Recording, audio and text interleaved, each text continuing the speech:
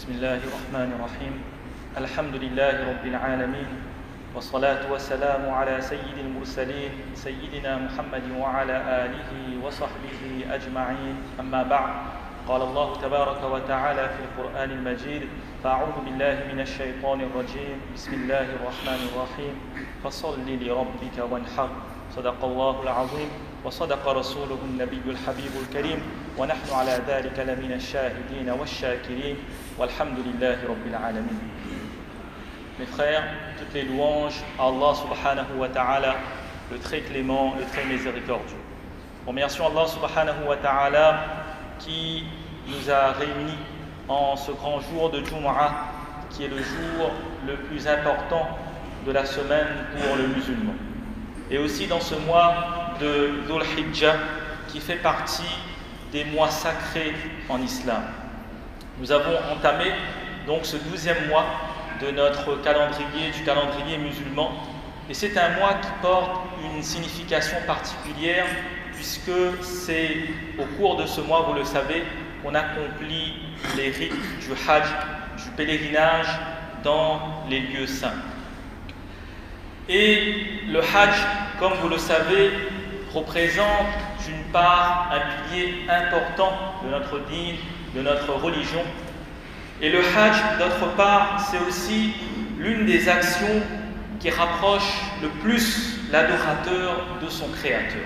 En effet, dans ce Hajj, eh bien, vous avez des rites à travers lesquels le serviteur il va exprimer, il va manifester, il va développer son amour pour Allah subhanahu wa ta'ala de façon encore plus importante. Mais même pour ceux qui ne partent pas pour le Hajj, qui ne partent pas pour ce pèlerinage, donc même pour nous, eh bien durant cette période, Allah subhanahu wa ta'ala, il nous donne l'occasion de bénéficier des bénédictions de ces jours. En fait, il nous est offert à nous aussi l'occasion durant cette période eh bien, de développer, d'augmenter notre amour pour Allah subhanahu wa ta'ala. En fait, les 10 premiers jours de ce mois de Dhul Hijjah sont remplis de vertus pour celui qui va profiter de ce qu'Allah subhanahu wa ta'ala a mis à sa disposition. Ces 10 jours du mois de Dhul Hijjah, Allah subhanahu wa ta'ala a conféré une supériorité, un mérite particulier sur le restant des jours de l'année. Ibn Abbas, radiyallahu anhu, il relate que le prophète sallallahu alayhi wa sallam, il a dit « Ma min ayyamin al-amalu salihu fihinna ahabbu ila Allah min hadihi al-ayyam al-ashr » En aucun autre jour, les bonnes actions ne sont autant appréciées par Allah que durant ces jours. Aucune action n'est plus aimée par Allah que celle qui est accomplie pendant ces jours, c'est-à-dire les 10 premiers jours du mois de Dhul Hijjah. Donc ce sont des vertus que nous avons certainement entendues la semaine dernière, que nous connaissons déjà, mais mes frères, écouter et mettre en pratique sont deux choses différentes. C'est pourquoi le rappel est nécessaire. Il faut écouter, il faut retenir afin de mettre en pratique. Le prophète sallallahu alayhi wa sallam a encouragé les musulmans. Le prophète sallallahu alayhi wa sallam, il nous a encouragés à multiplier les bonnes actions durant ces jours de Dhul Hijjah. Cette première décade de Dhul Hijjah, eh bien, c'est une période de ibadah, d'adoration. C'est une période de dua, d'invocation, de supplication. Et les actions de bien sont grandement récompensées durant ces 10 jours de Dhul Hijjah. C'est pourquoi le prophète sallallahu alayhi wa sallam, il a particulièrement recommandé le sawm, le jeûne, mais aussi la salat, le qiyamul layl, c'est-à-dire la salat de la nuit durant ces jours. Donc chacun de nous devrait faire un programme pour qu'il puisse lire pendant ces jours, eh bien, le Coran, qu'il puisse faire le dhikr d'Allah subhanahu wa ta'ala. Chacun de nous devrait faire un programme à travers donc, le jeûne, à travers ses salats, à travers ses lectures du Coran et à travers la pratique du dhikr. Le prophète sallallahu alayhi wa sallam, il a en effet ordonné de réciter en grand nombre durant cette période le tasbih, c'est-à-dire de dire Subhanallah. De dire aussi le tahmid, c'est-à-dire de dire Alhamdulillah. Et le takbir, Allahu Akbar. Subhanallah, Alhamdulillah, Allahu Akbar. Ce sont des paroles que chacun de nous il peut prononcer. Ce sont des paroles qui sont faciles à prononcer. Dans n'importe quelle position, on peut prononcer ces paroles-là. Subhanallah, Alhamdulillah, Allahu Akbar. Ce sont des petites paroles, mais des paroles qui sont remplies de récompenses. Ce sont des paroles qui sont meilleures que tout ce que ce monde il contient. C'est pourquoi chacun de nous, il ne doit pas passer à côté de ces vertus qui nous ont été énoncées par Rasulullah sallallahu alayhi wa sallam. Nous devons prendre conscience du bienfait que représente cette saison spirituelle. Alors nous devons, bien sûr, pendant cette période-là, nous protéger encore plus des péchés. Nous devons encore plus respecter le droit de nos proches. Mais c'est aussi l'occasion de progresser spirituellement à travers les différentes actions de bien qui sont à notre disposition. Et parmi ces actions, dans la semaine qui va suivre, il y a premièrement le 9e jour de ce mois de Dhul Hijjah. C'est-à-dire, pour nous, ça sera mardi, Inch'Allah. Le prophète sallallahu alayhi wa sallam nous a montré que jeûner ce jour-là, ce 9e Dhul Hijjah, va permettre l'expiation, le pardon des péchés de 2 années. L'année qui s'est écoulée et l'année qui vient. Le prophète sallallahu alayhi wa sallam nous a dit yukaffiru sanata al-madiya wal baqiya, que ce jeûne, il expie les péchés de l'année précédente et ceux de l'année suivante. Et c'est aussi masnoun, c'est une sunna de garder le saum, de garder le jeûne, le rosa ce jour-là, puisque le prophète sallallahu alayhi wa sallam, il avait l'habitude de jeûner le 9e jour de Dhul Hijjah. Donc première action, que chacun de nous, il fait l'intention, si bien sûr c'est possible pour lui, de garder ce jeûne du 9e Dhul Hijjah. Deuxième action qui va nous permettre d'obtenir des récompenses durant cette semaine qui arrive et qui est cette fois-ci wajib, d'après l'école hanafite, qu'il est nécessaire de le faire, eh bien c'est de réciter le takbir et tashhir. C'est-à-dire après chaque salat fard, depuis le 9e Dhul Hijjah, c'est-à-dire à partir de mardi justement, mardi après la salat de Fajr, jusqu'à le 13e Dhul Hijjah, c'est-à-dire pour nous ça sera samedi, samedi après Asr, à partir de mardi après la salat de Fajr, jusqu'à samedi après la salat de Asr. Après chaque salat, il sera donc nécessaire, il sera wajib de réciter le takbir et tashhir. Donc les hommes, ils liront ce takbir et tashhir à haute voix. Allahu Akbar, la ilaha illallah, Allahu Akbar, walillahi alhamd. Allahu Akbar, Allah est le plus grand, la ilaha illallah, il n'y a pas d'autre divinité à part Allah. Allahu Akbar, Allah est le plus grand, walillahi alhamd, et toutes les louanges appartiennent à Allah. Donc ce sont, mes frères, des paroles dans lesquelles on proclame la grandeur d'Allah subhanahu wa ta'ala. Ce sont des paroles dans lesquelles on fait les louanges d'Allah subhanahu wa ta'ala. C'est pourquoi on ne doit pas avoir honte de lire ces paroles-là et de les lire à haute voix. Donc chacun de nous, il se prépare aussi à lire ce takbir et tashhir pendant ces jours, à partir de mardi, après la salat de Fajr, jusqu'à samedi, après la salat de Asr. Troisième action qu'on va faire, Inch'Allah, cette semaine, et plus précisément le 10e Dhul Hijjah, c'est-à-dire le jour de Eid al-Adha. Donc ça sera pour nous mercredi, Inch'Allah. Et c'est une action qui pourra être accomplie aussi le 11e et le 12e Dhul Hijjah, c'est-à-dire jeudi et vendredi jusqu'au coucher du soleil. C'est l'action de la udhiyya, le qurbani, le sacrifice d'un animal. Alors c'est quoi cette udhiyya, c'est quoi ce qurbani? Vous tous vous savez que c'est en souvenir du prophète Ibrahim alayhi salatu wassalam lorsqu'il allait sacrifier son fils Ismaïl alayhi salatu wassalam sur l'ordre d'Allah subhanahu wa ta'ala.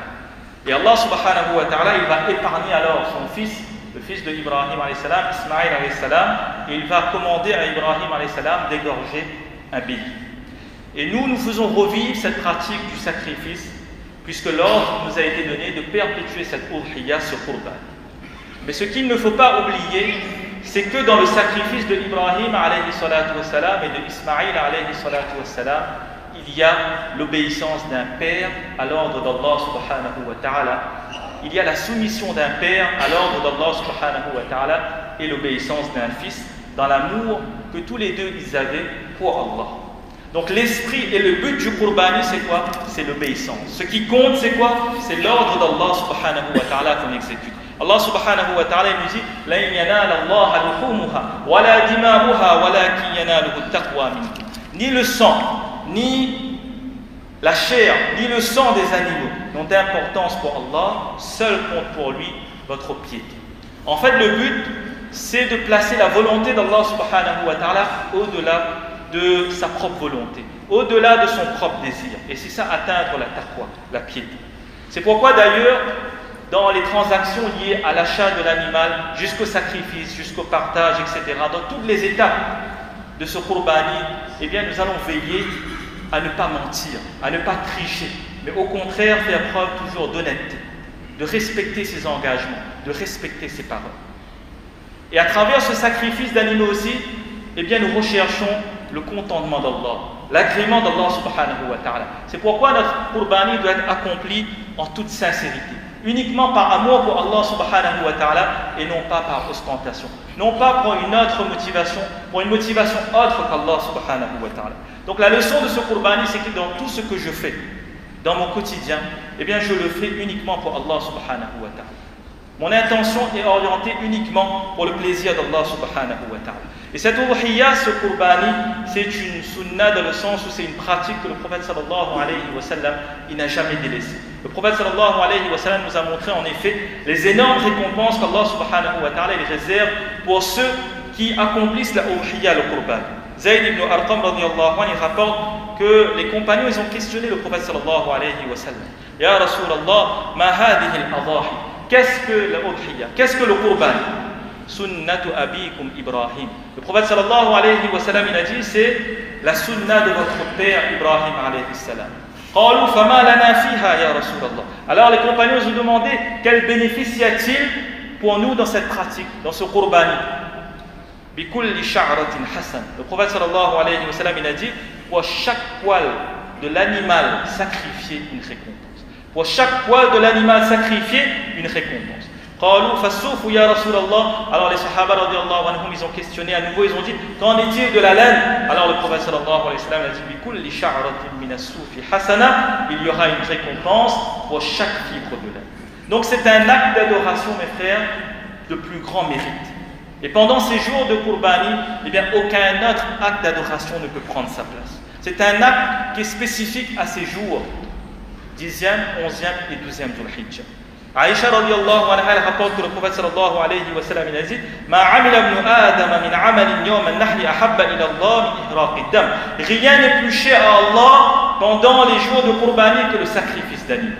Wa innahu la ya'ti yawm al-qiyamati bi quruniha wa adlafiha wa ash'ariha. Et l'animal offert en sacrifice, il se présentera le jour du jugement dernier avec ses cornes, poils et sabots.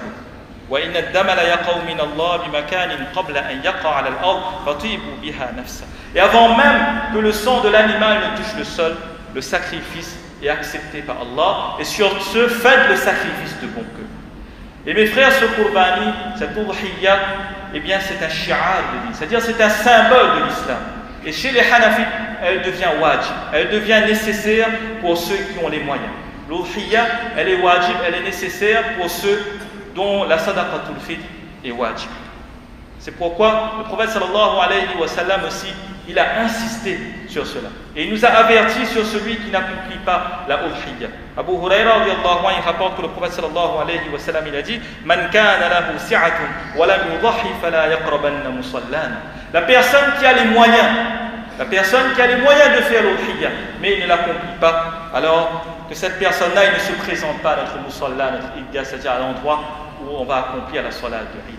Donc mes frères, pendant ces jours de Dhul Hijjah, nous avons vu l'importance de se rapprocher d'Allah subhanahu wa ta'ala à travers différentes actions.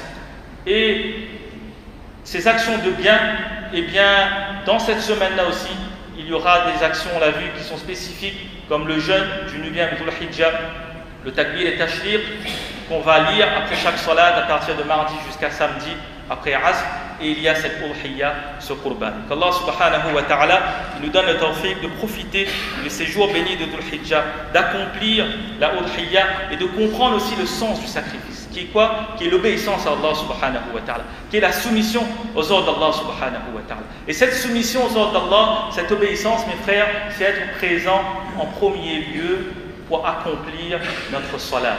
Il y a bien sûr, pendant cette période de Qurbani, eh bien, cette ambiance, cette effervescence par rapport aux animaux, par rapport aux sacrifices, etc. Mais il doit y avoir aussi pendant ces jours, eh bien, cet engouement, cette effervescence pour que chacun de nous il puisse accomplir sa salat correctement. Il faut que chacun de nous il fasse cet effort pour ne pas manquer de salat, pour être régulier dans ses salats et respecter ce devoir fondamental qu'Allah subhanahu wa ta'ala il nous a ordonné.